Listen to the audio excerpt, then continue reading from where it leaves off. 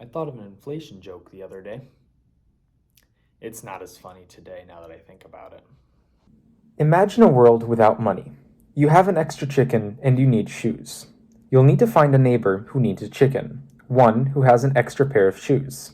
Shoes that are exactly your size. But what if that neighbor doesn't need your chicken? He wants to trade the shoes for a pan, but you don't have a pan. Now you need to find another person who wants to trade his pan for a chicken. With more people, goods, and needs, the exchanges become insanely complicated. Further difficulties come from the fact that values of tradable products are subjectively determined by each market participant. How will those barter prices emerge from the way each person in your village values each good for sale? Where would we all be without money as means of economic calculation? If we need more food and bring another 50 acres into cultivation, shall we plant more apple trees or peach trees? Agricultural experts can give us the available options based on the physical trade-offs, but can they determine the optimal mix? The solution of this problem requires a cost-benefit analysis by an economist, and that can only be done in terms of money. But where did money come from? Is it a product of human design? Does it come from government? No. Money is a result of voluntary human interactions. It is older than governments, alphabets, laws, and civilizations. People used salt, shells, beads, deerskins, cattle, nails, tobacco, and many other commodities as currency.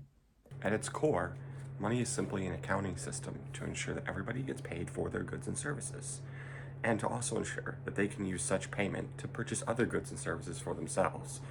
Throughout every civilization in history, there has been some form of currency, whether it be gold, silver, salt, spices, and coins actually originated from stamping the weights of such precious metals to make them more easily divided. Over time, two metals, gold and silver, emerged as universal media of exchange. Kings ordered the making of gold and silver coins with their images on them. Soon, people learned how to counterfeit the money. Kings could legally mint more coins with the same nominal value, but made with less gold and silver. Private counterfeiters were put to death. The point was to show that the government will not tolerate competition.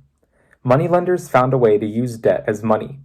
Kings and bankers produced inflation, enriching themselves at the expense of the producers who saved their money.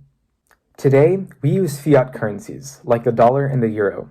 Two monopolistic institutions, the Federal Reserve and the ECB, were created by governments.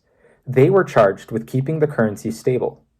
The results from the past few years show that we cannot rely on discretionary monetary policy to protect our money's value.